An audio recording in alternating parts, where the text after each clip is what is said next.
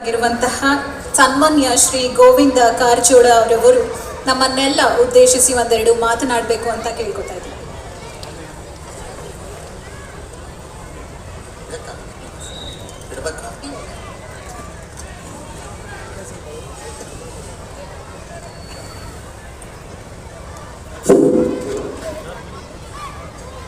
ವೇದ ಶಿಕ್ಷಣ ಸಂಸ್ಥೆಯ ದಶಮಾನೋತ್ಸವದ ಕಾರ್ಯಕ್ರಮದಲ್ಲಿ ದಿವ್ಯ ಸಾನ್ನಿಧ್ಯವನ್ನು ವಹಿಸಿರ್ತಕ್ಕಂಥ ಪರಮ ಪೂಜ್ಯ ಶ್ರೀ ಶಿವರುದ್ರ ಮಹಾಸ್ವಾಮಿಗಳವರ ಪಾದಗಳಿಗೆ ನಮಸ್ಕರಿಸಿ,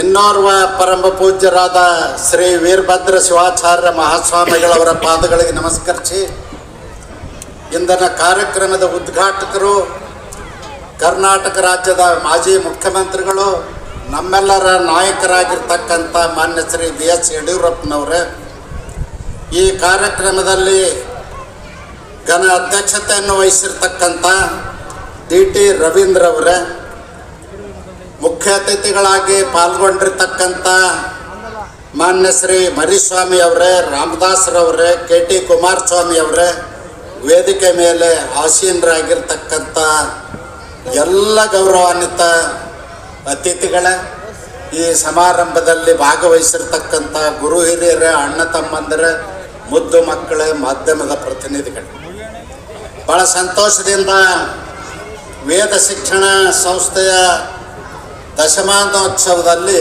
ಪಾಲ್ಗೊಂಡಿದ್ದೀನಿ ಅಂತ ಹೇಳಲಿಕ್ಕೆ ಬಯಸ್ತೇನೆ. ನನ್ನ ಭಾಷಣ ಪ್ರಾರಂಭ ಮಾಡೋದಕ್ಕಿಂತಲೂ ಮುಂಚೆ ನಾನು ಬಿಜಾಪುರದವನು, ತಮಗೆ ಗೊತ್ತಿರಲಿ. ಅದಕ್ಕಾಗಿ ನಮ್ಮೂರಿನಲ್ಲೂ ಒಬ್ಬ ರಾಜ ಇದ್ದ, ಆದಿಲ್ ಶಾಹಿ ಅಂತೇಳಿ.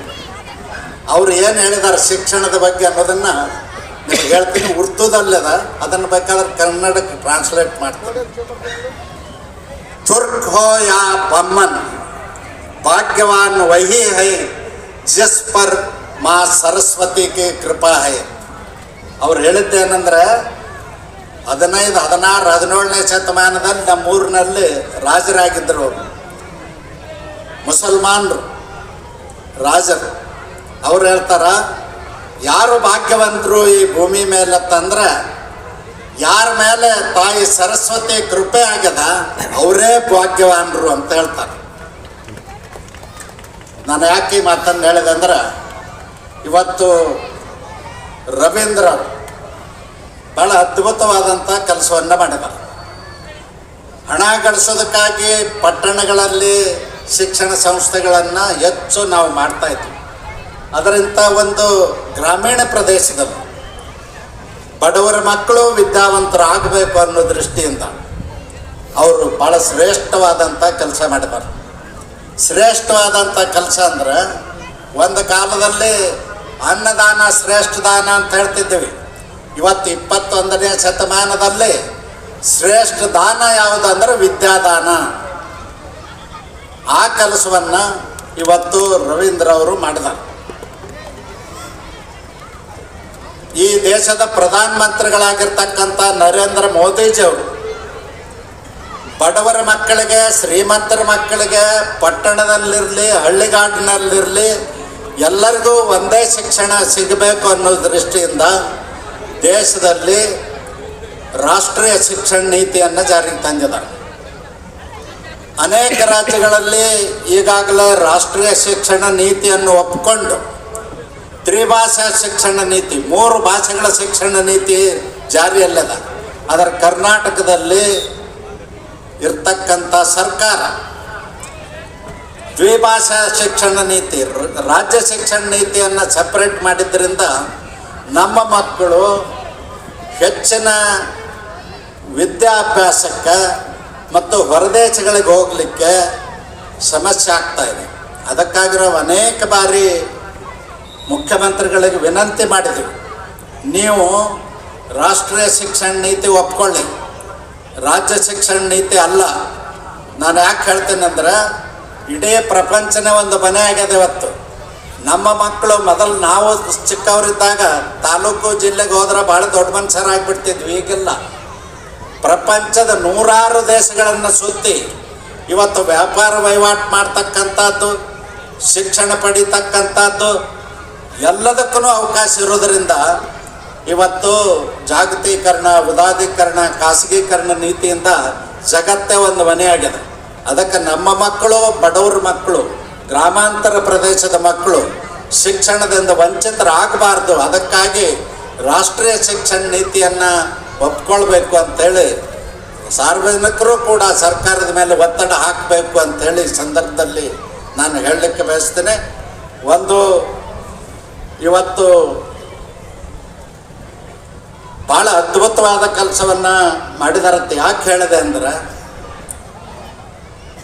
ಡಾಕ್ಟರ್ ಬಾಬಾ ಸಾಹೇಬ್ ಅಂಬೇಡ್ಕರ್ ಆಗಿರ್ಬೋದು, ಸ್ವಾಮಿ ವಿವೇಕಾನಂದರಾಗಿರ್ಬೋದು, ಪಾಶ್ಚಿಮಾತ್ಯ ರಾಷ್ಟ್ರಗಳನ್ನು ಸುತ್ತಿ ಬಂದ ನಂತರ ಅವರ ಅಧ್ಯಯನದಲ್ಲಿ ಗೊತ್ತಾಗಿರೋದು ಈ ದೇಶದ ಎಲ್ಲ ಸಮಸ್ಯೆಗಳಿಗೆ, ಜಾತಿ ವ್ಯವಸ್ಥೆ, ಧರ್ಮದ ವ್ಯವಸ್ಥೆ, ಬಡವ ಬಲ್ಲಿದ, ಲಿಂಗಭೇದ, ಈ ಎಲ್ಲ ವ್ಯವಸ್ಥೆಗೂ ಒಂದೇ ಉತ್ತರ ಶಿಕ್ಷಣ ಅಂತಕ್ಕಂಥ ಸತ್ಯವನ್ನು ಕಂಡ ಮೇಲೆ ಶಿಕ್ಷಣಕ್ಕೆ ಹೆಚ್ಚಿನ ಆದ್ಯತೆಯನ್ನು ಕೊಡ್ತಾ ಬಂದಿದೆ.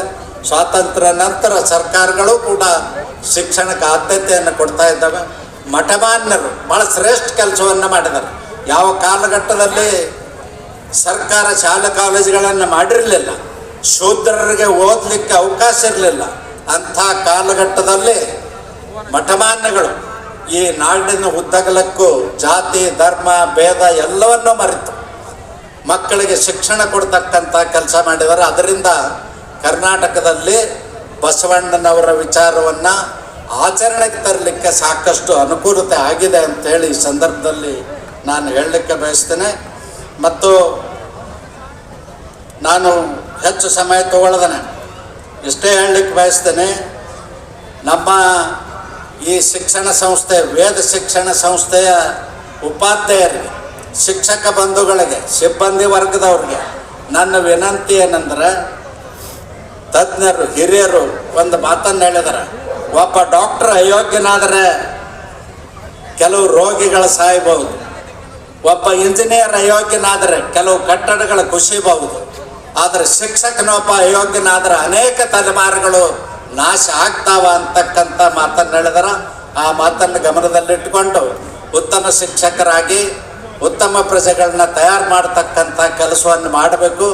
ಕೇವಲ ಪಠ್ಯ ಪುಸ್ತಕದಲ್ಲಿರ್ತಕ್ಕಂಥ ಪಾಠ ಮಾಡೋದ್ರ ಜೊತೆಯಲ್ಲಿ ಈ ದೇಶದ ಧರ್ಮ, ಸಂಸ್ಕೃತಿ ಎಲ್ಲದರ ಬಗ್ಗೆಯೂ ಮಕ್ಕಳಿಗೆ ತಿಳುವಳಿಕೆ ಹೇಳಿ ಸುಸಂಸ್ಕೃತ ನಾಗರಿಕರನ್ನಾಗಿ ಮಾಡುವಂಥ ಜವಾಬ್ದಾರಿ ತಮ್ಮ ಮೇಲೆ ಇದೆ ಅಂತಕ್ಕಂಥ ಮಾತನ್ನು ಹೇಳಿ, ಇವತ್ತು ನನ್ನನ್ನು ಕೂಡ ರವೀಂದ್ರ ಅವರು ಕರೆದು ಈ ಕಾರ್ಯಕ್ರಮದಲ್ಲಿ ಅವಕಾಶ ಮಾಡಿಕೊಟ್ಟಿದ್ದಾರೆ.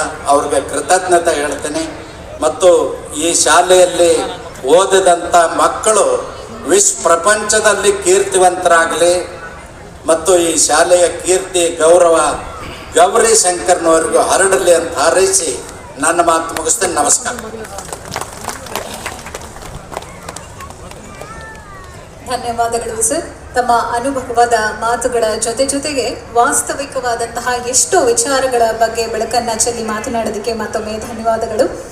ಈಗ ಬೆಂಗಳೂರು ನಗರ